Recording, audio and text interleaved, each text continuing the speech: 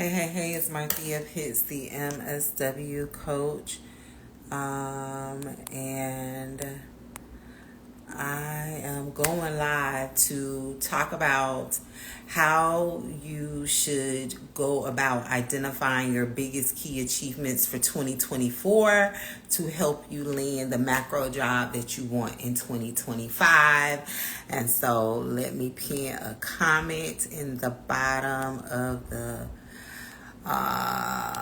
chat box, and then we're going to jump into it because I have 3 strategies to give you on how to identify your biggest key achievements that will help you land your macro job in 2025, because it's so important that you identify these before the new year rolls around. Give me just a second. As you come in the room, drop in the chat where you're logging in from. Hey y'all, how you doing?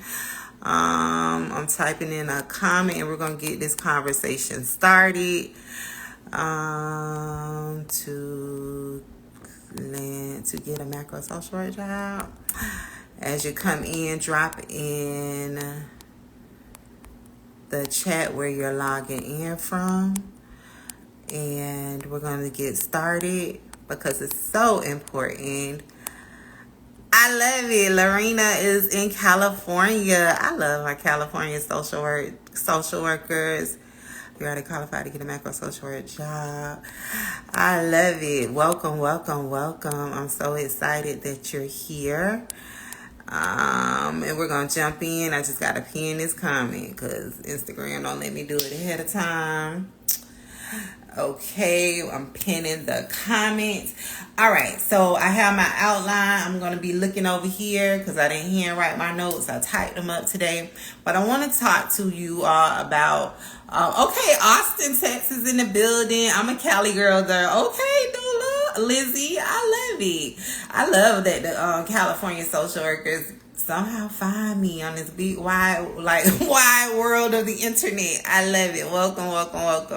So I want to give you 3 strategies on how to identify your top 3 key achievements for 2024. Why, Marthea, are you having this conversation on Sunday, the last Sunday of the year? Because today in my coaching, weekly coaching call with the Micro to Macro Career Accelerator, I'm currently working with cohort 16 and preparing them for their last month inside of the accelerator, which will be the phase where they go through their individual one-on-one macro resume writing intensives. That's where I teach them how to uncover the experience they already have to get the macro job they want. In addition, I teach them my strategies and techniques to write a winning macro resume that gets people's jobs.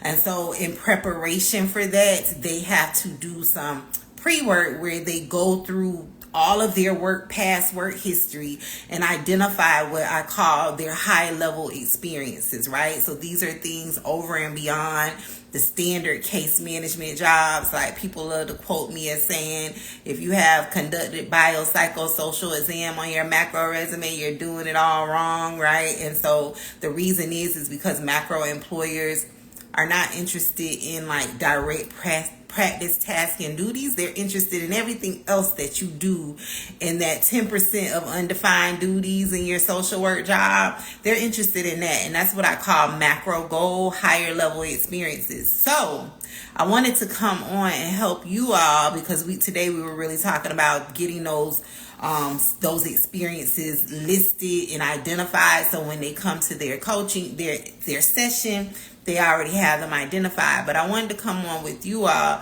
and share 3 of the strategies that I teach inside of the accelerator so you too can be doing your own work in preparation for 2025 to identify what were some of your key achievements, your higher level experiences from 2024 before you forget them, right? Because every day you move away from doing the task is the likelihood that you're going to forget about the thing that you did, right? So it's so important that you write what you do down immediately as you do it, right? And so I always encourage people to do that.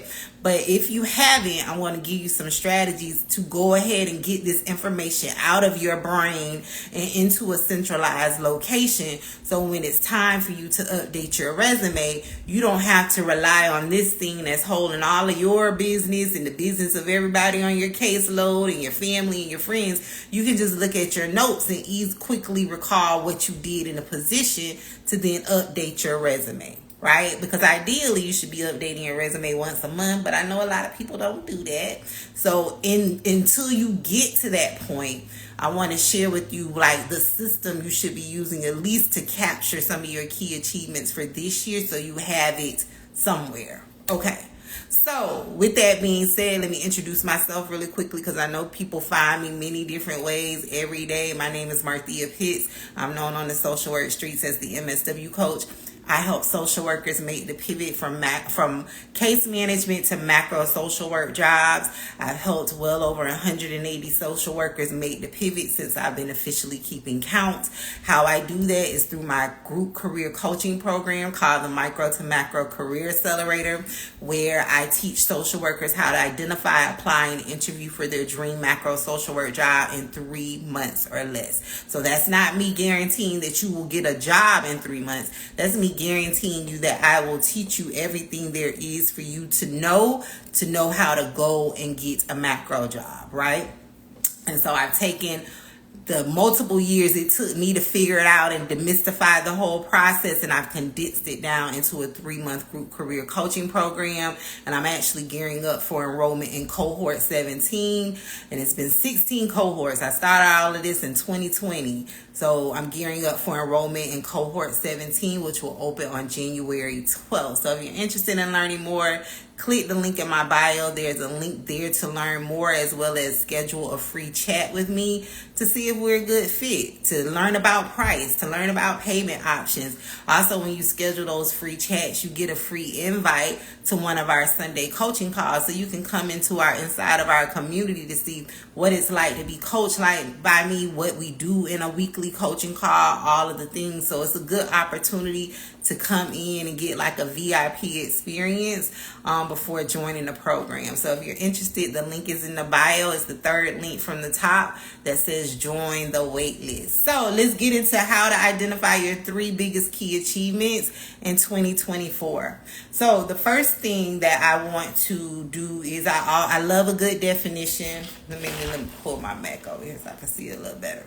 I love to give it the good definition so everyone is clear about what we're talking about. So how I'm defining a key achievement is it's a specific outcome, right? It's a result, a milestone, something that demonstrates how you made a measurable impact in your role, right? In your position, maybe in your team as a whole, or maybe in your organization, like organization wise. So I'm sharing that so we're clear about how we're defining a key achievement. So how I can explain that outside, like in a plain language way, is it's something that you did that was a big deal.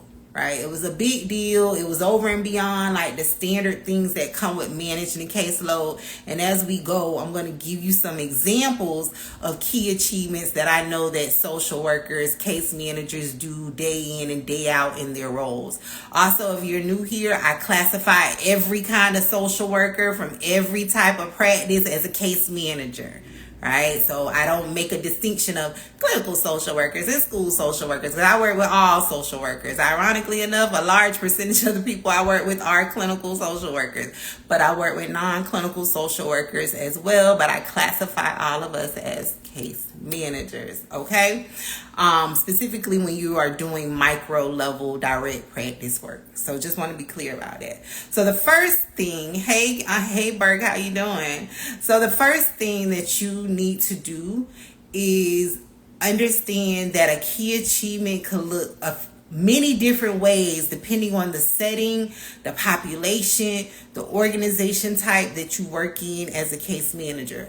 I'm going to give you 3 examples of some generic key achievements that I know that every case manager does in some way, shape, form, or fashion, even if you did it one time. So the first way is that as case managers, we save organizations money. right? Drop a 1 in the chat. And again, the more engagement you give me, the more I can give you back, right? So drop a 1 in the chat if you've ever worked for like a nonprofit in the fund or a social service agency and the funding was low and you had to go out in the community during the winter time and ask for community members to donate winter coats for your participants and their children.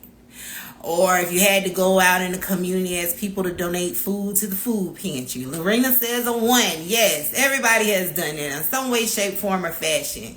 In my nonprofit days, I worked in a nonprofit where every year I had to organize and plan an annual award ceremony for my participants. And the expectation from my director was that I would give them gifts along with their paper awards.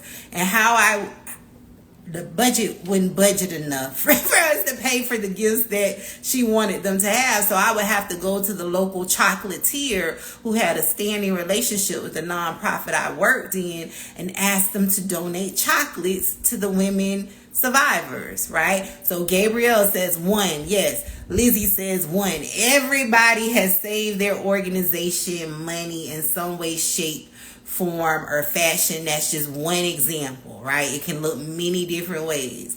Another quick example of a key achievement would be maybe you generated revenue or some type of new partnership opportunity for your organization that then allows you, your team, or your organization as a whole to better serve the people that you're serving, your participants, right? So an example is maybe you went out to the local, maybe you work in a program that's working with people who are getting mental health services, right? You can't just talk about mental health services and not talk about like access to insurance or affordable prescriptions or supportive housing while people are going through their treatment plans. And so maybe you realize like, the people on my caseload need a better service provider or some type of program they can go to for short-term housing, and you walked your happy self over to the local like shelter or housing authority or the local something or other,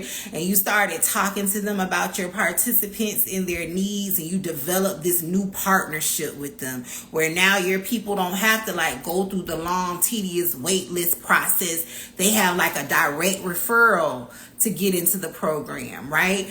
You generated a new opportunity for your organization that's helping them better deliver the service.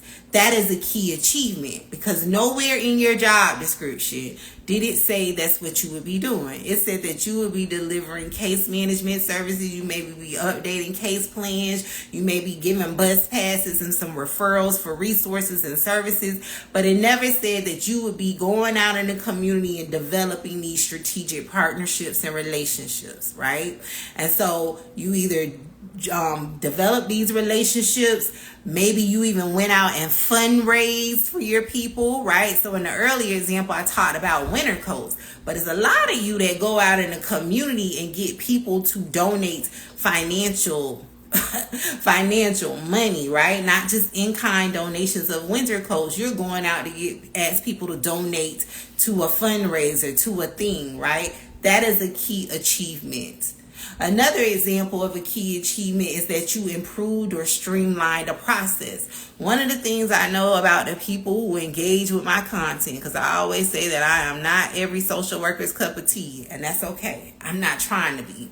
But one of the things that I know about the people who engage with my content is that you are a high achiever. You go over and beyond. You don't just do the bare minimum. You do your job with high excellence and high integrity.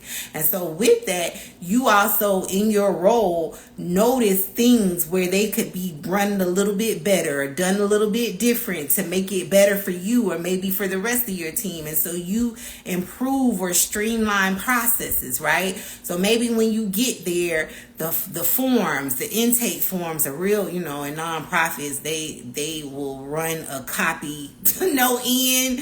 I worked in a nonprofit where literally I was working with with copies that probably were created before I was born, right? So you come in and you notice where things could be better. You create new systems, you create new forms, you create new intake processes. That is a key achievement, because that was not a part of your job description that you signed when you said, I'm going to take this job as a case manager. Drop a 1 in the chat if you have ever improved or streamlined a process. Drop a 1 in the chat if you have ever improved or streamlined a process in your case management job.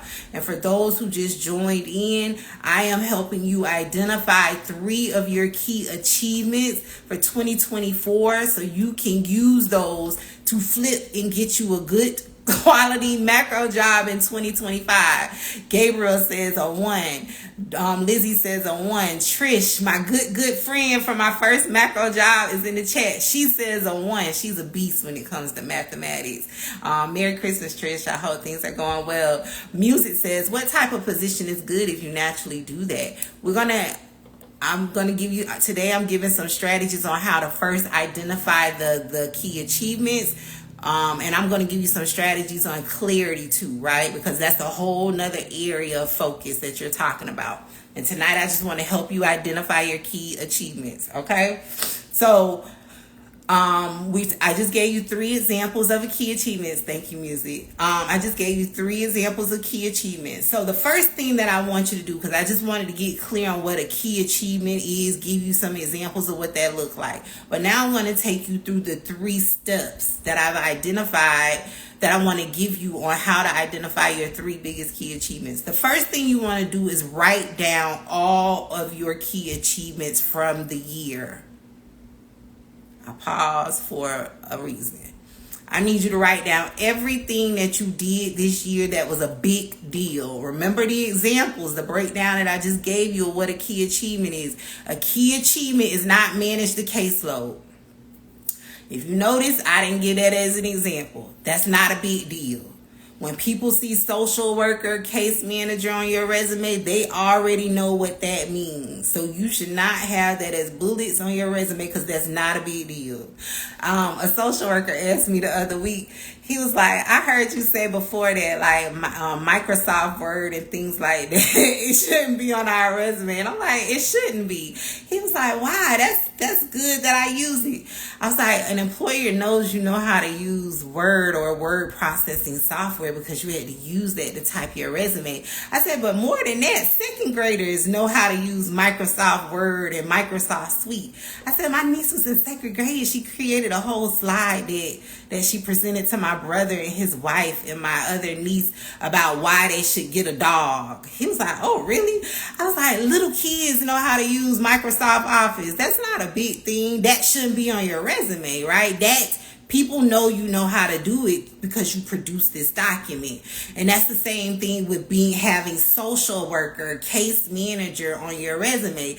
People already know what that entails. They already have their preconceived notions and ideas. Unfortunately, a lot of bias about what that is. So you have to work to reposition yourself in the minds of employers. And one of the ways that I teach my coaching clients how to do that is by highlighting their key achievements, the macro goal, the things that's over and beyond the standard of a case manager, right? So you want to write down all of your key achievements from this year. If you're just joining the live, I need you to go back once the replay is over and go back and listen to the examples that I gave, because every key achievement is not created equal. Okay? So you want to write down all of your key achievements. And when you're doing that, don't limit yourself during this step, right? The biggest thing that I see that holds aspiring macro social workers and current macro social workers back from steadily progressing or advancing in their career is that they minimize what they have done. You minimize what you have done. You don't believe that it's a big deal. That's why I came in giving you some examples of some key achievements that are a big deal that every social worker does, right? So when you're writing this list, you want to make certain that you put that down, right? And I will also encourage you to think big, right? So think about the relationships you established. Think about money that you saved, money you brought in, processes and systems that you created or improved. If you did something that had never been done, I'm going to say it this way, in your organization, it's a big deal. Okay. The second step is that you need to work on getting clarity, right? So you write down everything that you did in 2024. The second step is you need to get clarity so you then can identify out of the 100 things, the 100 key achievements that I wrote down, which ones are most relevant to the type of macro job that I say I want in 2025. Now, this conversation is going to be kind of like a pickup from what I always talk about around career clarity. That's a whole separate process that we cannot get into today. But if you go on my YouTube page, I have tons of videos about my framework to help you get clarity. Because I don't just teach people to get any job. I teach people how to get the job that they want. We don't settle over here. So what that looks like is having clarity about what population and issue you want your work to center on, how you want your day-to-day work to look, right? And what are some strategic ways you can blend in the things that you're passionate about into your career so you can increase your career satisfaction rates. And when I say how you want your work to look day to day, this is way more than I want a remote job. If that's what you think of when I said that, you need career clarity. If you didn't think of anything when I said what population and issue, you need career clarity. If you can't even imagine blending in something that you're passionate about into your work, you need career clarity, right? So an example of when I say blend in your passions, there are social workers out there sitting in cubicles all day long, looking at four walls, pushing papers day in and day out, when they are natural, outside, outdoor nature people. They like to walk out in the nature. Maybe you like to meet what I call my movers and groovers, my natural connectors. You like to be out in the community and meeting and talking with people, but you're sitting in the office all day. That is where you need to find a job that allows you to be out in the world, traveling, doing whatever your thing is. Because the longer you stay in a position that does not allow you to blend in some of those elements of what you're passionate about, you will have diminished career satisfaction, right? That's when you cry going to work. That's when you wake up hating at the sunlight because you got to log in for work, right? And if we have to work, right? Because if you're on here, that means you got to work. You don't have a family that's like funding your wildest endeavors, right? That means you have to work. You should at least be curating a career for yourself that you can tolerate on some level, right? And so in order to do that, that comes from clarity, which is a whole nother like process that I do with my coaching clients. But I went on that whole spiel to say that for step 2, when you are going through your full list of key achievements, you want to pull out your biggest key achievements that are relevant to the type of macro job that you want. I also should say here, because sometimes people take the stuff that I say publicly and like run and build their whole life around it, and they haven't done any clarity work around. Like, is this really what I want to do? Is this really what I like? I want to say that policy isn't the only area of macro work you can go into. Just in case it's your first time here and you've never heard me talk. So macro social work is way more than just policy, right?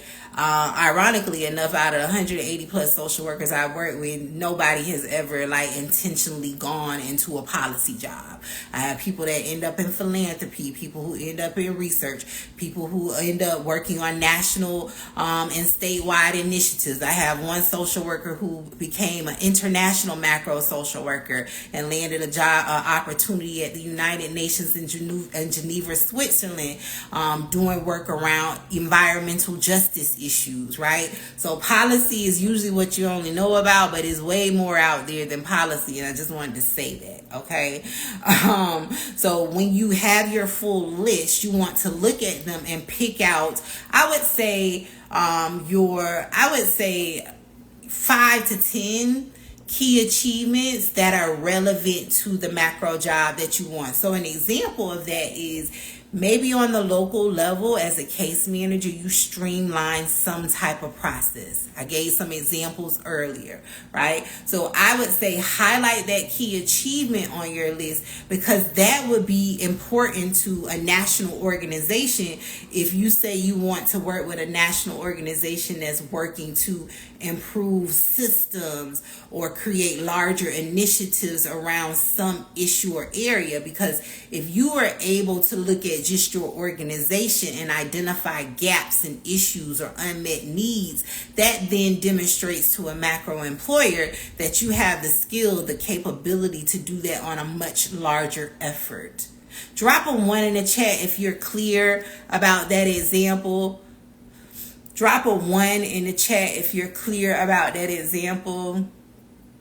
I know it's a delay, so I'm gonna wait to see. A 1 in the chat if you're clear about that example. A 2 if you need a different example. Okay, Lorena gave me a 1. Thank you so much. So you want to look at your key achievements, and you want to identify which ones are most relevant to the macro job you say you want in 2025. Thank you, Trish.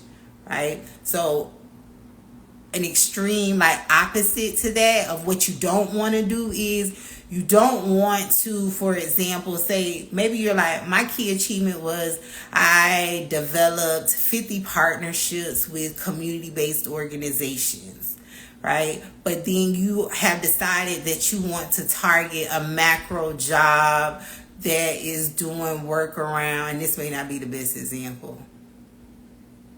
We'll go with policy, but you want to target a macro job in 2025 that's doing work around writing policy. An employer that's hiring for a policy writer or developer does not care about you establishing partnerships with 50 community partners, right? They want to know about where you have written policy in your job. So instead of using the 50 partnerships developed example, you would then highlight a key achievement that talks about your development of some internal process, standard operating processes and procedures. Maybe you wrote a local office policy. Maybe you even helped co-author a regional policy on how they were going to serve the participants in your region for your population and issue. You want to choose a key achievement that is relevant to the type of job you want, right? So that's important, because a lot of people are using resumes with bullets on them that are not relevant to the type of jobs they're applying to, and that's why you're not getting hits. That's why you're not getting calls for interviews, right? Or maybe you do get calls for interviews, but then you get in the interview, you don't know how to talk about that relevant experience because you have not clearly identified it. Okay, so then the third thing that you want to do from your list of 5 to 10 relevant experiences is you want to narrow that down to your top 3. Okay, the whole focus of this live conversation is to help you identify your 3 biggest key achievements. 10. My gratitude alarm. So from that 5 to 10 that you wrote down, I want you to then narrow it down to your top 3 biggest key achievements. So with these 3, they should be big, right? They should be talking about large sums of money that you saved your organization, large sums of money that you helped fundraise your organization, major systems of operations that you streamline, maybe some regional boards and teams that you were appointed to by your leadership to help improve something in your organization. I have one of my current coaching clients, when she first came in to the Micro to Macro Career Accelerator, she would barely say 2 words, right, in her organization and to me.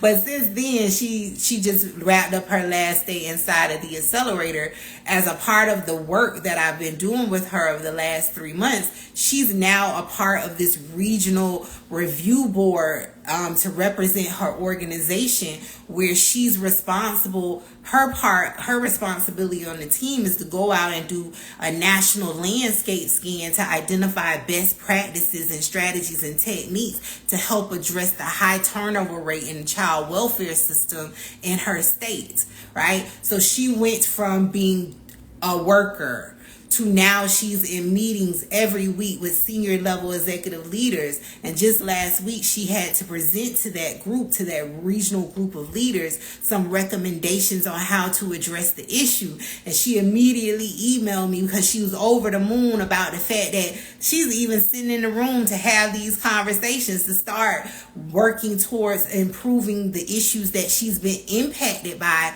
all of these years as a child welfare worker, right? So I share that to say, because that is a big key achievement for her. That's going to be the thing that gets her a macro job, right? But if you don't even identify it, or if you are not, even more than that, if you're not creating opportunities for yourself to have those big key achievements, you really are working harder and not smarter. Because a lot of people think that getting a macro job is about getting another certification, getting a license, getting a degree, and it's not. It's about using the opportunity that you have in your current case management job to get the experience that you need for the job that you want. So I really want you to think big when you're identifying your biggest 3 key achievements. What did you do that nobody else on your team did? That's the easiest way to explain that, right? It should be a big deal. It should be a big deal. And so with that, by the time you get to the end of that, the identifying of the 3, you want to make certain that all 3 of them clearly illustrate your ability to do the type of macro job that you want. Again, this is why career clarity is so important, because you have to know what the target is, right? You don't want to be highlighting key achievements that are not relevant to that employer. So example, maybe you want to do national work around, someone was just asking me about financial social work type work, right? And I was telling them in the comment on the post that you can get a job with a macro organizations, because there's tons of national organizations working to improve equity and access in the banking and finance industry and housing and all of the things for people, right? But on your resume for your key achievements, you wouldn't just talk about your direct practitioner work around teaching people financial literacy.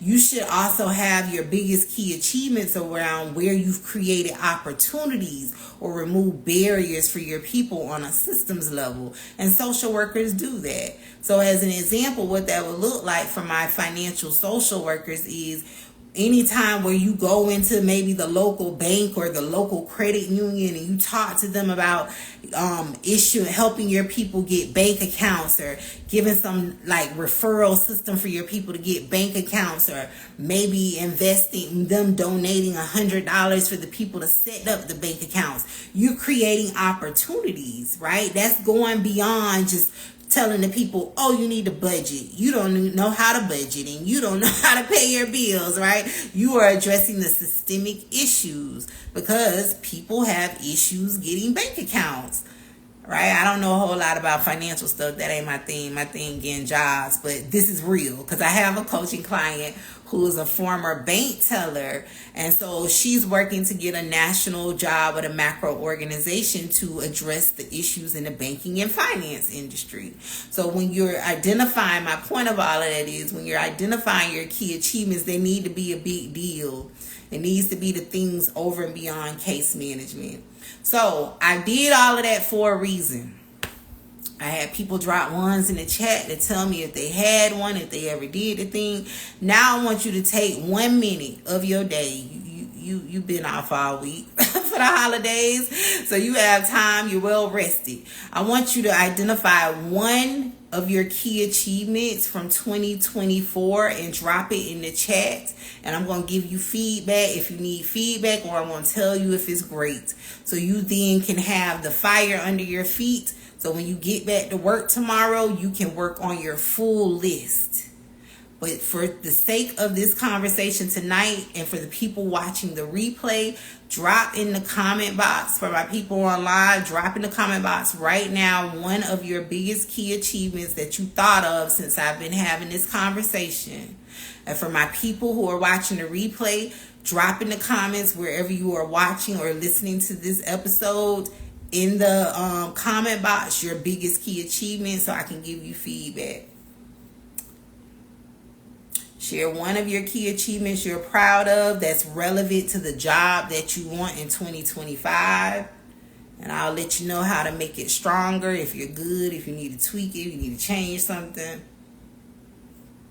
And I will wait because there is a delay. One key achievement. This is an opportunity to get free coaching. Just so you know. Because once I'm offline, there's no jumping in my inbox trying to pick my brain. So I encourage you to take advantage of this moment. Drop in the chat one key achievement in the comments. Did you save some money? Did you establish some partnerships? Did you help co-author some policies? Were you a part of some research effort? Let us shout you out your win.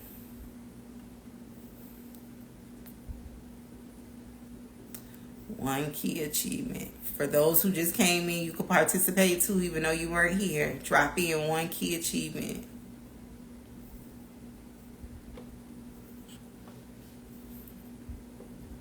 Okay, ain't no key achievements. Maybe it's a delay. Maybe the delay is delaying and people are typing. I'm gonna wait.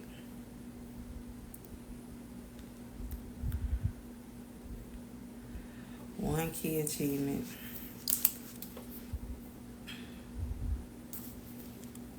Okay, maybe it's no key achievements. Trish, do you got okay, we rolling in. Lizzie, I established a partnership with Southeast India's community organization for a family from Nepal. Oh, so Lizzie says she established a partnership with Southeast India's community organization for a family from Nepal. I love it. So Lizzie, how I would want you to strengthen that is, and you don't have to tell me here, but I want you to put it in your notes. So you can remember. So when it comes to 2025, you know how to, use this information going forward. I want you to capture why. Why was the partnership needed? What was the gap? Oh, East Indian. Okay, she established a partnership with the Southeast Indian Community Organization for a family from Nepal. So why did you identify like this partnership is needed? Was it because the family needed like community connection? Did they not have a cultural support system, and you realize my organization wants us to support people from diverse cultural backgrounds. However, we don't have a partnership with this specific community, so I'm gonna go out in the world and find somebody to connect them to. And again, you don't have to tell me here, but I want you to write it down. If you want to tell me here, you can. But what was the reason why? And then in addition to that, I want you to write down what was your process for finding the community, getting into conversation with them to get them to agree to support you in serving your participant, and what was the outcome of all of that? All right, what was the outcome? Did your family that you made that connection for exit your program at a higher rate? Did they have I'm just making up something because I don't know what Lizzie does as a social worker, but did it aid them in having faster parent reunification if you're in child welfare? Did it help them integrate better into the U.S. society if you're working with immigrants? I want you to identify why you needed to create this partnership. 2, what was the process for you creating this partnership? What did you have to do? What were the steps you took? And then what were the outcomes of it for your family? Juliana, which is a current micro to macro career accelerator cohort participant, she says that she led an annual community collaborative educational forum. I love that. So I already know about Juliana's. She did it with a wide group of stakeholders in her state, and it was to support the the senior population, which is her population. That's her thing. If you got questions about seniors, Juliana is the expert, right? But it's all about to make certain that seniors have what they need to have a good quality of life. So I already know about Juliana's job. Well done, Juliana. Trish earned a certification for artificial intelligence and instructional design. I love that. So Trish, I would like for you to add to that. And I didn't tell you all this when I said draft your key achievement. But Trish, I want you to add to that. How have you used that certification since then? And just a little context for everybody. I know Trish in real life. We were both directors at my first macro job. And that's my good friend in real life. And she is a math wizard. When I have a complex math question or need some help with statistics, I call Trish. She's also a former math educator. But she got multiple college degrees in mathematics. So I know this is a big deal for her area. Because she also does instructional design. But Trish, I want you to tell me how you've used that certification since you got it. I know you probably created some type of software, something for somebody, a course where you've used it in your job. Lizzie says, yes, the family was in our area with no family support. It was in hospice and our patient needed 24/7 care. It was a small family with a child. I love that. I love that. And so Lizzie is a hospice social worker. Lizzie said, I reached out to the other social workers in my company for suggestions and searched on the internet. I spoke with people in 2 organizations that serve these communities. They were not able to connect, but the family knew about the resource. I love that, right? And I want you all to know, right? When you read that, you think that's just, oh, that ain't nothing. Everybody can't go get some resources. No, it is something, right? Because there are national organizations that struggle with developing partnerships with organizations across the country, right? There are even cities that struggle with that.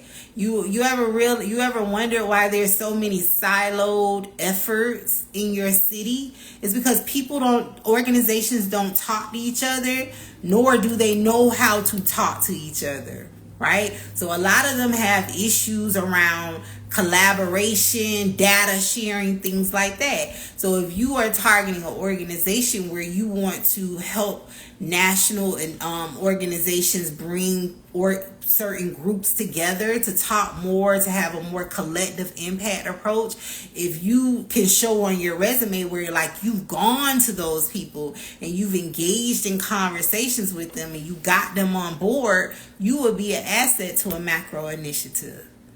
Okay, I love it. Thank y'all for engaging. I love it. Trish, you could drop in my inbox. I want to know how you use that certification. That's major, especially with AI on the rise. I got tons of ideas. Also, fun fact, Trish worked with me to land her first instructional design job in corporate. She's a big deal. She's a big deal. So I love it. So I wanted to come on and help you identify those key achievements. I don't see any others. If you wanted to drop one, you still have time. I do want to let you all know that enrollment for cohort 17 is opening on January 12th for the Micro to Macro Career Accelerator. I just realized I put the wrong date at the bottom for the webinar. And I'm also having a How You're Already Qualified to Get a Macro Social Work Job that's on January 5th. Right? So after you write your key achievements, you should purchase you a $25 ticket to the webinar I'm having on January 5th so I can teach you how those experiences make you qualify right now to get macro jobs. I have case studies of job leads that I pulled where I'm going to dissect for you live around this experience that you did here as a case manager. This is what they're saying they're requiring in this macro job. And then I'm also going to have examples of how much those experiences are worth in the job market, right? So I'm going to be breaking down my top 5 transferable experiences that all social workers have, regardless of where you work. Trish says, oh, thank you. I'll inbox you. Yes, Trish, inbox me. I want to hear about that. Lizzie, it did take a lot of effort. It was rewarding because the family felt some relief. There was community they could relate with culturally. It was a big deal, Lizzie. It was a big deal. Yes, it was, because it helped your people better engage with your services. And this is another thing for people listening in the background. There are national organizations working on efforts to teach cities, states, even countries on how to get people to engage better in their services. Right? Have you ever been in a room in your micro organization and they're like, we don't know why the people won't come in and sign up, right? They have an issue getting the people to engage, and there's national organizations that work and provide guidance and oversight and technical assistance on teaching other organizations on a smaller level how to do that. Well, not too small, regional, right? We're not doing micro level work, but regional.